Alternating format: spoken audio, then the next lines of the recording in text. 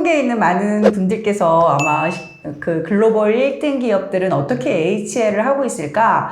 HR을 했기 때문에 1등 기업이 된 것인가? 뭐 여러 가지 궁금한 점들이 많을 텐데 오늘 좀 다 방출해 주시고 네. 가주시는 걸로 하겠습니다.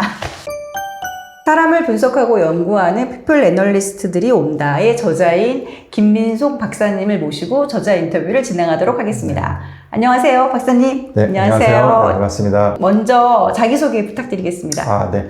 현재 미국 워싱턴주 레드몬드에 위치한 마이크로소프트에서 시니어 피플 애널리스트로 재직 중인 김민송입니다. 지금 그 휴가 서울에 언제 오신 거예요? 지금 입국한 지는 한 2주 정도 지났고요. 이제 며칠 뒤에 이제 주말에 다시 돌아갑니다. 미국으로 돌아가시는데 네네. 이제 잠깐 출판사에 들러서 인터뷰를 해주시는 네. 건데 그 원래 이렇게 그 미국은 휴가 기간이 긴가요? 저희 회사 같은 경우에는 이제 작년부터 그 discretionary time off라 가지고 딱히 휴가 일수를 정해 놓지는 않고요. 그래서 이제 저희 팀장 매니저와 이제 협의를 해서 어느 정도 휴가를 얻겠다라는 거를 이제 합의하고 이렇게 휴가 신청을 하고 있습니다. 기간이 정해져 있지 않다면 자기의 목표된 그 업무 과업을 완료하면 그건 약간 재량권이 있게 사용할 수 있다는 그런 의미로 네. 볼 수 있는 건가요? 그래서 아까 말씀 discretionary라는 게 재량껏 이제 그 휴가 일수를 신청을 해서 서로 사전에 협의를 하고 그만큼 이제 휴가 일수를 채택하는 유연한 휴가 제도라고 보시면 되겠습니다. 네, 되게 네. 1등 기업이다 보니까 그런 점도 있네요. 이제 먼저 학교를 그 학부, 석사, 박사를 다 다른 곳에서 다르게 전공을 하시고 그다음에 마이크로소프트에 입사를 하셨어요. 그렇게 전공 지금 어떻게 학교들을 다 이렇게 다르게 다니게 되신 건가요? 저는 이제 학부에서는 산업공학을 전공을 했고요. 이제 좀 공학 계열 중에서 산업공학이 특히 이제 뭐 데이터 분석이라던가 응용수학, 경영 경제 등과 이제 연관성이 많은 그런 학문인데 저는 학부 다닐 때만 해도 사실 공학 계열이 좀 장래성이 좋다라는 그런 막연한 생각으로 좀 이과 쪽에 이제 흥미가 있다, 적성이 맞는다는 이유만으로 이제 선택을 해서 졸업할 무렵에도 딱히 그 배운 학문을 어떤 식으로 제가 응용을 해야 될지에 대한 확신이 없었습니다. 그래서 졸업을 하고 사실 첫 직장이 고등학교 수학 교사로서 이제 업무를 시작을 했어요. 고등학교 수학 선생님. 네, 그래서 고등학교 네. 수학을 가르치면서 아이들과 이제 뭐 축구 같이 코치도 하고 그러면서 이제 커리어 출발했죠. 그리고 나서 다시 이제 대학원에 진학하게 된 건. 네, 그래서 이제 몇 년간 이제 그 교사를 하다가 교육 쪽에 이제 관심이 생겼고, 티칭도 물론 매우 보람된 직업이지만, 좀 더 거시적으로 교육 정책이나 그런 것들 이제 연구하고 분석하는 그런 쪽으로 이제 저희 어떤 그 분석 스킬을 써보는 게 어떨까 싶어서 이제 석사로 교육 정책학을 지원해서 이제 다녔고요. 결정적으로 이제 이 People Analytics라는 분야로 입문하게 된 계기는 제가 박사 과정 후반부에 여름 인턴을 할 기회가 있었습니다. 근데 이제 보스턴에 있는 한 공공기관이었는데, 그 기관에서 이제 여러 가지 이제 휴먼 캐피털 애널리스트라는 업무를 봤고요. 어떤 사람들이 결국에는 어떤 기업이나 조직 문화에 가치를 창출하는 가장 중요한 자산이라는 점을 이제 배우게 됐고요. 그 이면에 이제 여러 가지 데이터를 통해서 분석하고 객관화된 그런 전략과 임팩트 있는 인사이트를 토대로 가치를 창출한다는 점에서 매력을 느껴서 People Analytics 쪽으로 이제 입문을 하게 됐습니다. 석사는 교육 정책을 했지만 박사는 그럼 교육 정책을 계속 하신? 비슷한 분야인데 교육 통계 측정 평가학이라고 해서 좀 더 이제 리서치와 응용 통계 포커스를 둔 그런 분야라고 보실 수 있습니다. 저희가 봤을 때는 이제 코넬 대학의 산업공학을 전공하시고 하버드 대학교에서 교육정책학을 하시고 보스턴 칼리지에서 박사 학위를 네. 받으신 거잖아요. 네. 엄청 좋은 스펙으로 최고의 공부 굉장히 잘하신 건가요? 열심히 노력을 하다 보니 네. 또 좋은 그런 경험을 하게 될 수 있는 그런 기회가 왔던 것 같습니다. 근데 공학 하시는 분들은 숫자, 분석 이렇게 하잖아요. 근데 HR은 인간에 대한 관심인데 이게 어째 병합한다는 게 적성에 맞아 다고 생각하시는 건가요? 네, 그래서 아까 말씀드린 대로 이제 그 공학 계열에서 했을 때는 굉장히 어떤 인더스트리나 네. 아니면 이제 숫자 등을 분석하고 모델링을 하고 예측을 하고 계량을 하고 이런 부분인데요. 사실 저는 그 부분이 크게 마음에 와닿진 않았어요. 그래서 저희 그 학부 동기들 보면은 뭐 금융계 쪽이라던가 아니면은 뭐 물류, 항공, 뭐 IT 계열 이런 쪽으로 이제 초반에 취업을 많이 했는데 저는 좀 약간 방황을 하면서 이 분석하는 건 좋은데 이걸 어떤 방식으로 활용을 할 수 있을까 이런 의문점이 끊임없이 이제 생겼고요. 그러다 보니 이제 나중에 교육학을 통해서 사람이라는 것에 대한 부분에 이제 있어서 좀 더 어떤 사람의 인지 능력, 행동, 교육, 개발 이런 부분에 대해서 이제 좀 공부를 하면서 데이터와 어떤 식으로 접합점이 있을까를 좀 더 이제 고민하고 생각을 하게 되었고요. 그 여러 가지 면에 People Analytics라는 분야가 제가 그동안 가지고 있던 백그라운드와 여러 가지 성향에 굉장히 알맞은 집합체라는 그런 생각이 들었습니다. 그럼 지금 현재 그 마이크로소프트에는 입사하신 지 얼마나 되신 건가요?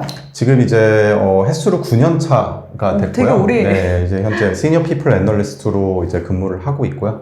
주로 이제 하는 업무는 직원들의 채용부터 시작해서 교육이라던가 개발 이런 여러 가지 프로그램들 평가를 하는 업무를 주로 하고 있고요. 뭐 조직 네트워크 분석이라던가 그리고 이제 서베이에서 나오는 이런 텍스트 등을 이제 분석해서 토픽 모델링 같은 점들을 이제 활용해서 인사이트를 제공하고 이제 의사 결정권 있는 이제 인사 리더분들께 이제 그 분석 리포트와 인사이트를 제공해드리고 있습니다. 지금 전체 인원이 어떻게 되나요? 마이크로소프트 전체 인원이?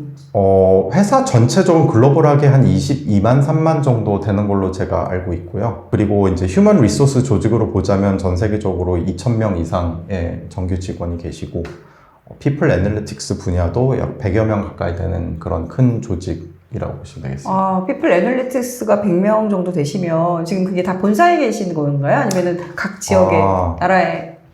네, 그래서 이제 그 코어 그룹은 그 워싱턴주의 레드먼드라는 시애틀 옆에 있는 곳에 이제 위치해 있지만 저희 팀만 보더라도 이제 직원들 대부분이 세계 방방곳곳에 이제 그 퍼져 계시고요. 뭐 영국에도 계시고 싱가포르라던가 뭐 핀란드, 독일에 계신 분들도 계시고 그런 그 미국에서도 시애틀뿐만이 아니라 캘리포니아라던가 보스턴 같은 이런 동부 지역에 계시는 분들도 많이 계셔서 서로 이런 다양한 시간대를 서로 조정하면서 같이 협력을 하고 있습니다. 직원이 같이 일해야 되는 동료가 뭐 싱가포르에 있기도 하고 뭐 저기 같은 미국에서도 다른 주에 있고 이렇게 되는데 네. 같이 협력해서 일을 하시는 그런. 네네. 그 이제 저희 회사에서 또 가장 제가 생각에 그 강점이라고 느끼는 부분이 이 그 워라밸이라는 워크라이프 밸런스가 있잖아요. 근데 거기서 또 한 단계 나아가서 플렉시블 워크플레이스를 매우 이제 강조를 하는데요. 업무량이 많고 매우 이제 그 물론 여러 가지 그 신경 써야 할 부분이 많이 있을 수 있지만 실질적인 업무 시간에 대한 제약이 없습니다. 그래서 저 같은 경우에도 업무 이메일을 보낼 때 이름 직급을 나타내는 그 타임 스탬프가 있잖아요. 근데 그 스탬프 밑부분에 제가 보낸 이메일은 계약해서 받으실 때 그 업무 시간이 아닐 경우에는 바로 답변을 요구하지 않습니다 라는 문구를 넣어요. 그렇죠. 글로벌이니까 시차가 있으니까. 글로벌하고 시차가 있고 그리고 그 MS 내에 있는 다른 직원들도 각자의 그 니즈에 맞게끔 업무 시간을 그 유연하게 조절하시기 때문에 저 같은 경우에도 뭐 오전에 일어나서 업무를 보다가 뭐 아이들의 어떤 라이드라든가 이런 픽업 문제가 있을 경우에는 잠시 멈추고 볼일을 보고 돌아와서 오후나 아니면 저녁 시간대 다시 업무를 하면서 또 이렇게 메일을 주고받거나 또 그 업무를 보는 그런 유연한 시스템을 하고 있거든요. 마이크로소프트 같은 경우에는 꿈의 직장이니까 모두 전 세계에 유능한 사람들이라면 다 들어가서 일하고 싶어 할 테니까 유능한 인재들이 모이리라는 건 당연한데 그럼 업무가 그렇게 플렉서블하다면은 뭐 출근 시간도 자기가 정하고 그다음에 중간에 자기 사적인 일이 있으면 잠깐 그 일을 보고 그 이후에 다시 돌아와서 저녁 때 그 일을 완료하고 이렇게 하는 그렇게 시스템이 지금 되어 있는 맞습니다. 그래서 거예요. 맞습니다. 그래서 업무 시간에 몇 시까지 출근하겠습니다라고 이렇게 명확하게 명시를 하지는 않고요. 뭐 어떤 분 같은 경우에는 오전 늦게 좀 약간 늦게 업무를 선호하시는 분들 같은 경우에는 뭐 오전 10시나 그 이후에도 이제 출근하시는 분들 계시고 그렇지 않은 분은 일찍 나오셔서 예를 들어서 멀리서 이제 출퇴근을 하시는 분들 같은 경우에는 오전 일찍 출근을 하셔서 업무를 보시고 오후에 러시아워가 오기 전에 오후 2시 반이나 3시 정도에 퇴근을 하시는 그런 경우도 있고요. 그리고 코로나 이후에 이제 그 하이브리드로 업무를 진행을 하는 게 아직까지도 유지가 되고 있는데요. 타사 이제 그 테크 기업들 같은 경우에도 주 3회 이상의 이제 출근을 요청하는 기업들이 이제 많이 그 늘어나 있는 추세인데요. 저희 소속사 같은 경우는 아직까지도 유연하게 출퇴근 시스템을 조절을 할 수 있게끔 그런 플렉시빌리티를 제공해주고 있는 편입니다. 아직도 그러니까 네. 뭐 저기 테슬라나 이런 데는 다 출근해라. 뭐 이제 다 출근해라 해서 뭐 거대 사직 막 오고 막 그랬었는데 네. 아직 그 MS는 그래도 유연한 근무와 플렉서블한 그걸 이제 유지하고 있다. 네네. 근데 그런 결정을 내린 이면에 또 저희 피플 애널리틱스의 어떤 연구 결과가 반영이 많이 됐다는 점이 있어요. 그러니까 예를 들어 드리자면은 직원들의 어떤 출퇴근 패턴, 그리고 대면과 비대면의 어떤 협력 그 사이클을 분석해 봤을 때 어떤 시점에 대면 업무를 볼 때 가장 그 효과가 극도화되는가라는 점을 봤을 때 최근에 이제 Moments That Matter라는 그런 제목으로 화이트 페이퍼를 하나 발간했는데 나왔는데요. 거기서 그 알기로는 무조건 주 3회 이상 아니면 매일같이 그 출근을 해서 대면 업무를 강요하기보다는 굉장히 좀 높은 어떤 그 상황에 맞춰서 출근 업무를 극대화하는 방식으로 플렉시블하게 하자라는 방식으로 바뀌었고요. 예를 들어 드리자면은 어떤 새로운 직원이 팀에 조인을 하게 돼서 온보딩을 하는 기간, 그리고 새로운 프로젝트를 이제 출범하게 돼서 그 프로젝트 구성원들이 이제 짜여져서 그 업무를 시작해야 되는 첫 몇 주간, 이런 등등의 이제 방식의 중요한 시간대에는 좀 더 이제 대면 업무로 포커스를 하고, 그렇지 않고 상대적으로 좀 프라이어티가 낮은 그런 기간 동안에는 자율성을 줘서 충분히 재택근무도 유연하게 사용할 수 있게끔 이렇게 제도적인 그런 그 세이프티를 만들어준 점이 매우 큰 공감대를 얻고 있습니다. 애널리티스트들이 분석했을 때도 그게 더 유리하다라는 결과가 나왔다는 거는 맞습니다. 일단 직원들 센티멘트들을 여러 가지로 분석을 하고 있고요. 이제 저희 회사에서는 Employee Listening System이라고 해서 연간 2회 동안 전사적으로 설문을 하는 그런 시스템도 있고, 그리고 매일같이 이제 랜덤하게 일부분의 직원들을 샘플링을 해서 매우 짧게 펄스 측정을 하는 그런 펄스 서베이도 있고, 그리고 리더들의 어떤 여러 가지 그 소통이라던가 역량 이런 부분에 대해서 상호 간에 평가하는 그런 리더십 서베이 등등 이제 이런 엠플로이 리스팅 시스템을 적극 가동을 하는데요. 그런 시스템에서 저희가 측정을 하여서 현재 상황에 대해서 얼마만큼 만족을 하는지, 그리고 플렉시빌리티가 만약에 변화가 있었을 때 본인들이 생각하는 이런 생산성, 프로덕티비티가 연관성이 있지 않을까라는 등등 이제 분석을 하고요. 서베이에 기반한 그런 질문 외에도 마침 또 그 MS가 저희가 좀 팀스나 아웃룩 같은 툴들에서 네트워크 데이터를 활용을 해서 그런 메타 데이터를 통해서 직원들이 얼마만큼 내부에서 사내에 이제 커넥션이 많은지, 네트워크가 활성화되어 있는지, 그리고 협력 시간이 어느 정도 되는지에 대한 그 수치를 환산을 해서 이분들의 실질적인 어떤 센티멘트가 얼마만큼의 연관성이 있는지 이런 것들을 추론을 해볼 수 있습니다. 마이크로소프트가 이제 빌 게이츠 신화 해가지고 디지털 사회를 이끌었는데 마이크로소프트가 지금 아까 말씀하신 것처럼 50년 된 기업이잖아요. 테크 기업이 항상 혁신하지 않으면 사실 많은 테크 기업들이 사멸했잖아요. MS가 지금까지 살아남았어요. 이제 그게 빌 게이츠 이후에 사티아 나델라가 오면서 어떤 문제점들을 조직 문화를 해결하거나 다시 한번 1등 기업이 될 수 있도록 만든 그 이제 경영 매니지먼트가 있었다고 생각하는데 그럼 HR 쪽에서 어떻게 변화들이 있었나요?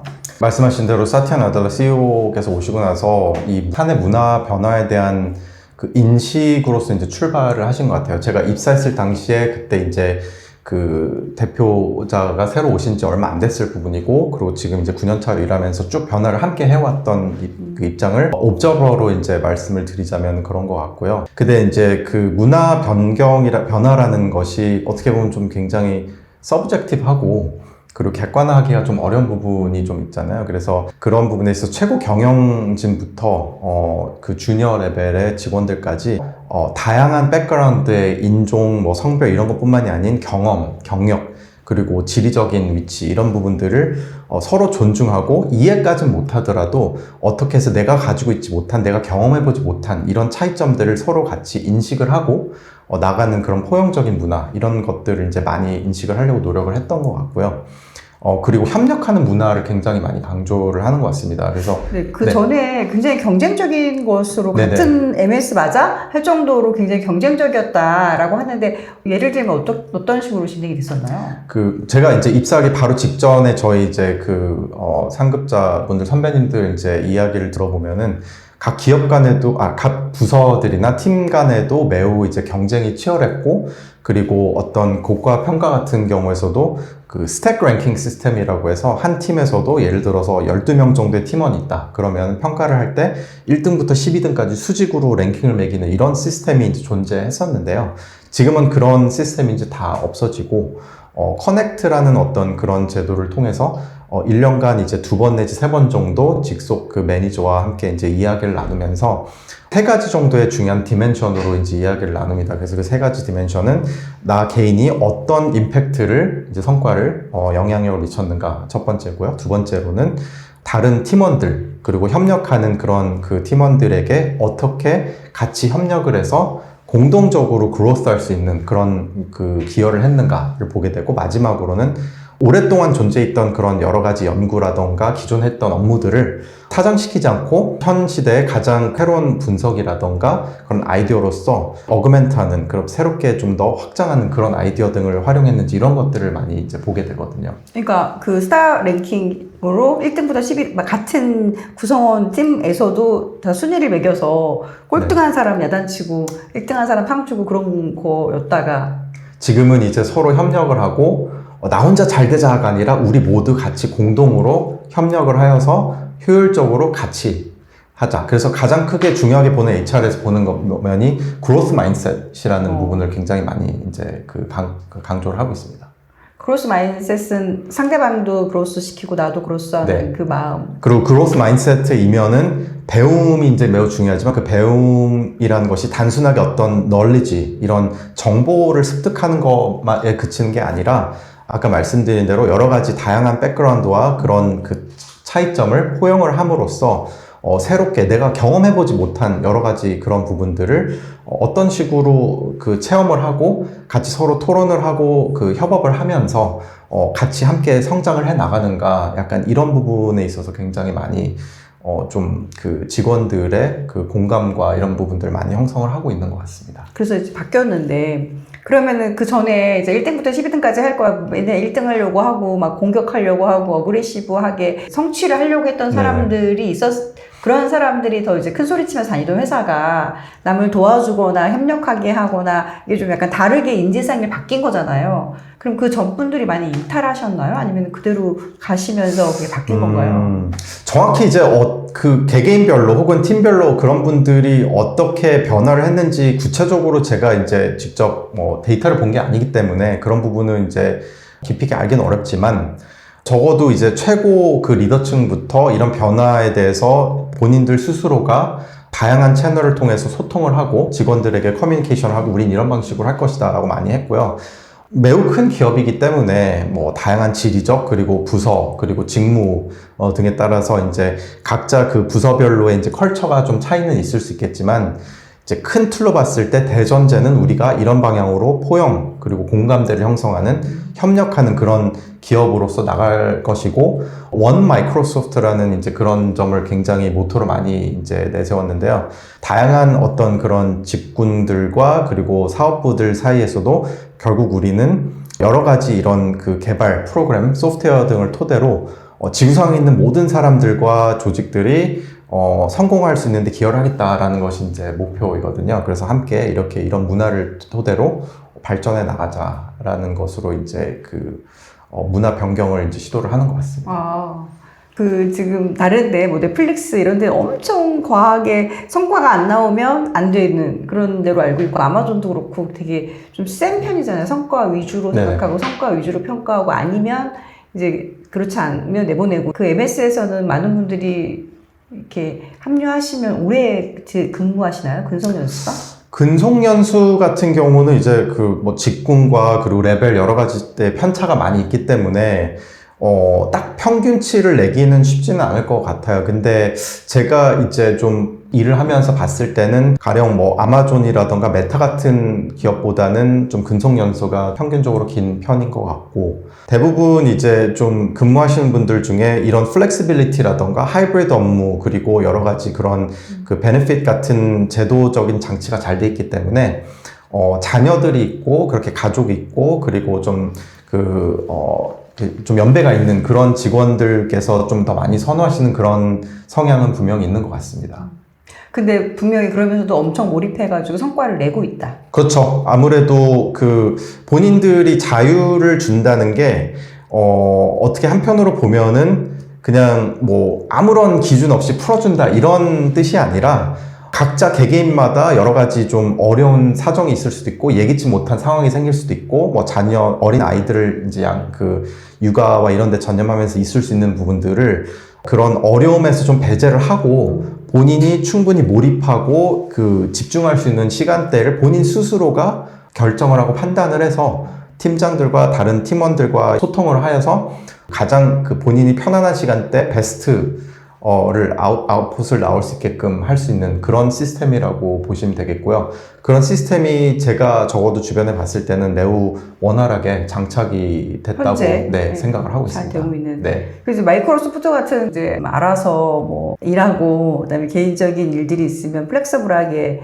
이렇게 조정하고 이렇게 하는 게 한국 기업에 적용이 가능할까요? 그 부분에 있어서는 이제 아무래도 문화적인 차이가 많이 있죠. 우리나라라는 그 어떻게 보면 국가, 그리고 어떤 민족적인 그런 차이점이 있고 하기 때문에 그런 정도 레벨의 플렉시빌리티가 국내 기업에도 적용이 될까, 이런 부분들은 사실 기업 간의 문화보다도 좀 더 하이 레벨의 문제인 것 같고요. 제가 이제 국내에 계시는 이런 여러 그 HR 분들과의 네트워크를 토대로 제가 observe 하기로는, 특히 이제 아주 큰 대기업보다는 국내에 있는 이런 게임이나 테크 회사 혹은 이제 그 성장하고 있는 이런 기업들, 스타트업들 이런 회사들 위주에선 좀 더 그런 자율성을 많이 이제 좀 장려를 하신다라고 저는 이제 알고 있고요. 그렇지만 이제 아무래도 이 문화적인 특성, 이 기업보다도 높은 그 국가적인 어떤 특성 때문에 좀 더 효율성이라든가 이런 거를 정의하는 그 측면 자체가 다른 것 같아요.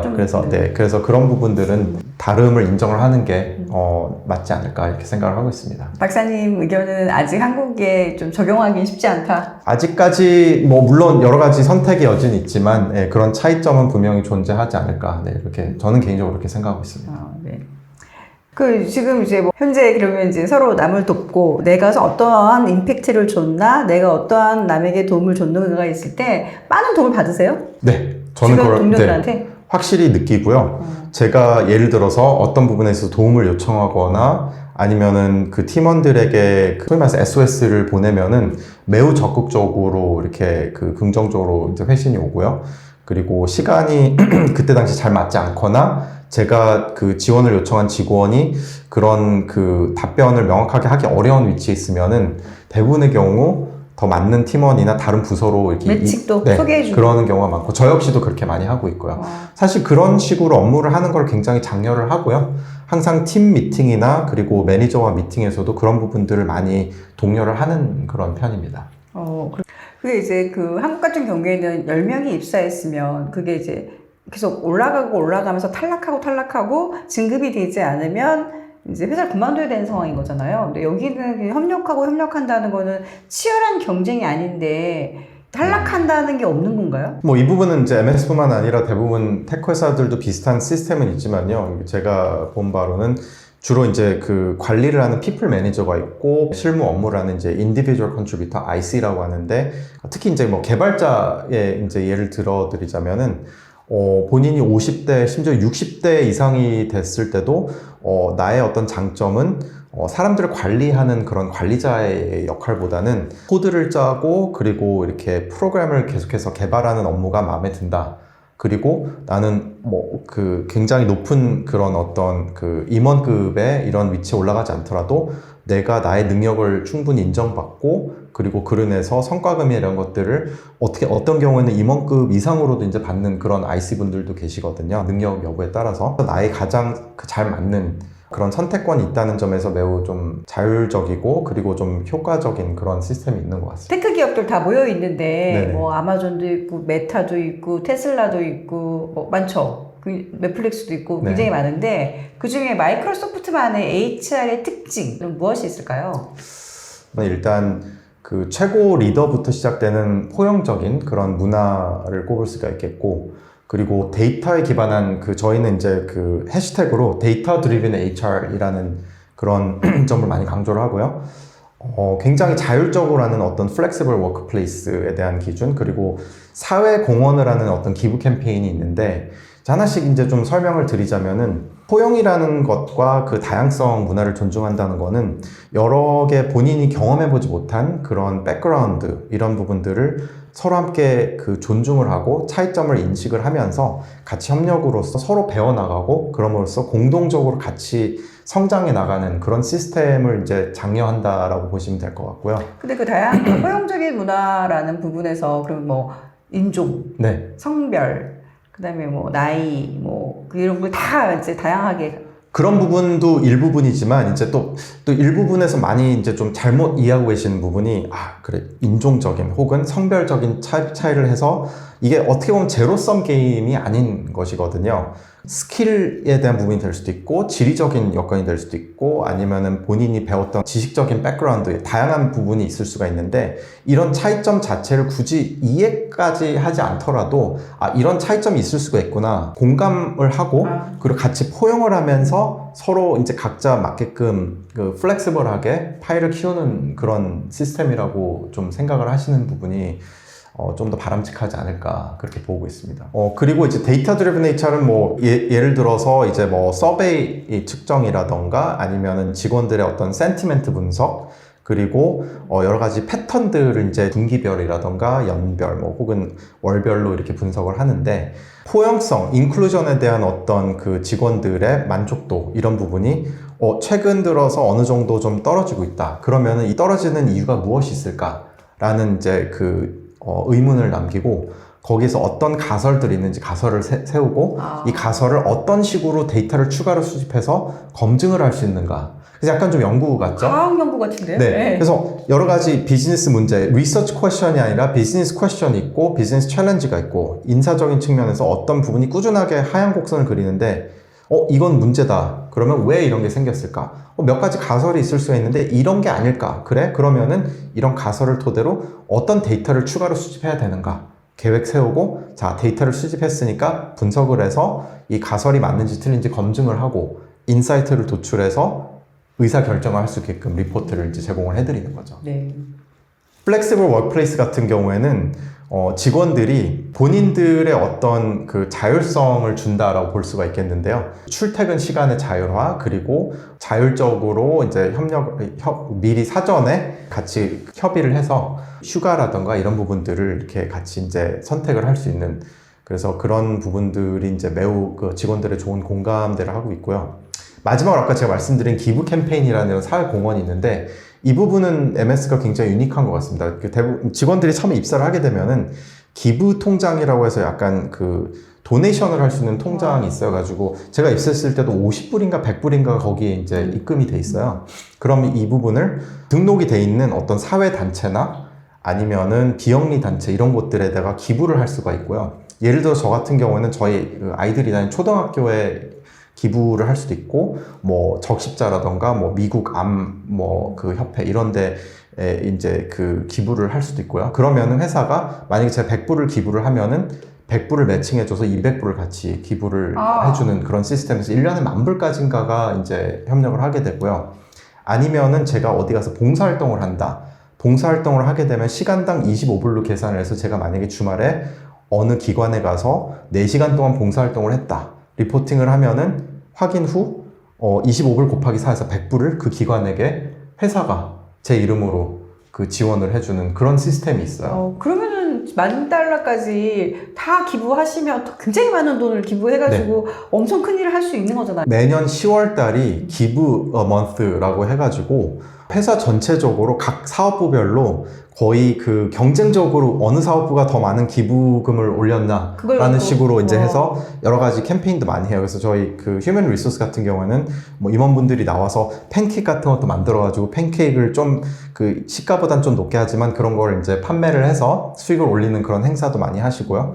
뭐 여러 가지 퀴즈쇼라든가 이런 액티비티를 해서 즐거운 시간을 보내면서 거기서 이제 또 이 우승한 팀이 그 우승한 팀원들의 이름으로써 얼마만큼 이제 기부를 하고 회사가 또 매칭을 해주고 약간 그런 방식으로 많이 하고요. 휴먼 리소스 같은 경우에도 매년 전체적인 직원의 수는 개발 쪽 팀이나 이런 부서들보다는 좀 적지만 1인당 평균으로 봤을 때는 기부를 상당히 많이 적극적으로 하는 그런 부서로 이렇게 항상 자부심이 높습니다. 그러니까 만약에 이제 제가 얼만큼 기부를 하면 내 이목만 하는 게 아니라 2배를 한 거잖아요. 그렇죠. 그 되게 뿌듯할 것 같아. 내가 굉장히 이렇게 보람되고 많이 기부한 미드 커리어에서 시니어급으로 가는 이런 분들의 이제 센티멘트를 보면은 MS를 이제 다니면서 가장 보람되고 프라우드한 모먼트 중에 하나가 바로 이 기부 캠페인이라고 하시는 분들이 꽤 많습니다. 그래서 타사로 이직을 고려를 했을 때 이런 기부와 같은 이런 사회적인 공헌을 하는 그런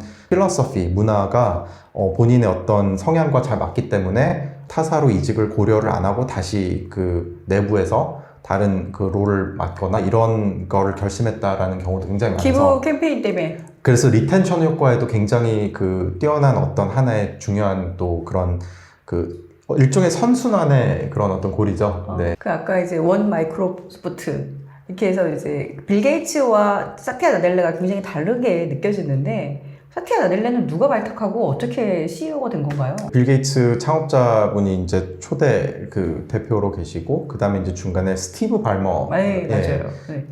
그래서 이제 초창기부터 계셨던 분이 이제 2013년도 말까지 이제 그 대표직을 맡으시고 그러면서 이제 내부적으로 사티아 나델라 CEO를 선임하기 전에 내부 승진으로 갈 것인가 혹은 외부 인사 영입할 것인가 이런 부분들이 이제 논의가 많이 됐었던 것 같아요. 근데 그 내부적으로는 그때 당시에 이제 클라우드 부문을 담당하고 있었던 그 당시에 이제 그 사티아 나델라 수석 부사장 당시 그분께서 굉장히 신임을 많이 받고 있었고 특히 개발 직군에 있는 분들의 이제 신임을 많이 받고 있었는데 이제 결론은 이제 그 사티아가 가장 많이 적합한 그 인재로 평가를 받아서 이제 들어오시게 됐고요. 실제로 이렇게 만나뵈면은 굉장히 학자 같으세요. 그러니까 대기업의 어떤 CEO의 이런 포스보다는 교수님, 굉장히 약간 좀 차분하고 조용하시고 좀 깊이 생각하면서 조심스럽게 얘기하시는 그런 좀 스타일이신 것 같고, 어쨌든 이런 굉장히 큰 글로벌한 테크 기업의 대표이신데도 불구하고 굉장히 이제 영어로 down to earth라고 하죠. 굉장히 좀 소탈하고 그리고 여러 계층의 이제 직원들과 적극적으로 소통을 하려고 하는 그런 노력을 많이 보여주시고 그리고 고위 임원층 분들에게도 항상 열려있는 마음으로 이렇게 소통과 협력 그리고 편견을 이제 없애려고 노력을 하는 그런 다양한 제도를 많이 했기 때문에 굉장히 중요하게 강조한 부분이 ethics랑 trust를 굉장히 강요를 많이 해요. 이제 도덕적인 면 그리고 윤리를 강조를 많이 하는데 재밌게도 이제 MS 직원분들은 다 아실 거예요. 근데 저희가 미국 드라마처럼 시즌별로 이 트레이닝을 하는 드라마가 있어요. 그래서 비즈니스 인테그리티에 관한 건데 지금 벌써 시즌 4인가 5까지 나오고 올가을 이제 시즌이 새로 나오는데 완전히 드라마처럼 전문 배우들을 고용을 해서 스토리라인을 따라가는데 그 핵심은 왜 MS에 있는 모든 직원들이 데이터나 프로덕트 그리고 협력 거래처들과의 관계에 있어서 도덕적인 면과 윤리가 매우 중요한지에 대한 거를 이제 굉장히 재밌게 드라마로 이렇게 하는 거고요. 이런 도덕적인, 윤리적인 그리고 이런 어떤 트러스트 자체가 무너지는 순간은 여러 가지 면에서 문제가 많이 생길 수밖에 없다. 저희 피플 애널리틱스 팀만 하더라도 저희가 수집하고 측정하는 이 데이터는 직원들의 프라이버시와 굉장히 민감한 데이터일 수밖에 없잖아요. 그래서 대부분 제가 예를 들어서 통근버스 타고 가다 보면 옆에 있는 직원과 스몰 톡 할 때 무슨 팀이 있다, 무슨 개발팀이다, 저는 이제 HR 쪽에 애널리틱스 하다 그러면 대부분 혹시 이 데이터를 가지고 혹시 우리 이상하게 인사에 빅브라더식으로 이렇게 내려보는 거 아니냐 이렇게 좀 걱정하신 분들도 꽤 계세요. 근데 저는 항상 그래요. 그게 아니고 정반대다. 우리는 데이터를 객관적으로 측정해서 직원들이 얼마만큼 본인들이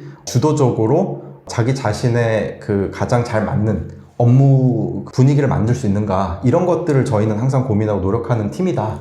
이제 이렇게 얘기를 많이 하고 있고요. 근데 이런 부분들이 바로 중요한 소통 부분이고 그런 어떤 그 커뮤니케이션 트러스트 이슈이거든요. 그래서 저희는 항상 어떤 데이터를 수집하고 할 때 명확하게 이 데이터가 어떤 식으로 수집이 되고 어떻게 관리가 되고 어떤 기한 이내에 어느 부분은 삭제가 되고, 그리고 이렇게 나온 결과는 어떤 방식으로 누구에게 보고가 되고 그 결과로서 어떤 가치, 밸류가 여러 팀에게 돌아가는가를 항상 고민하고 항상 커뮤니케이션을 명확하게 하고 있어요. 그래서 사내 어떤 여러 그 채널이나 그런 그 소통 창구 혹은 그런 팀즈 메시지 등에다가 저희 그 공시하고 알리고, 그리고 여러 가지 그 팀별로 맞춰서 항상 소통을 적극적으로 이렇게 드리고 있습니다.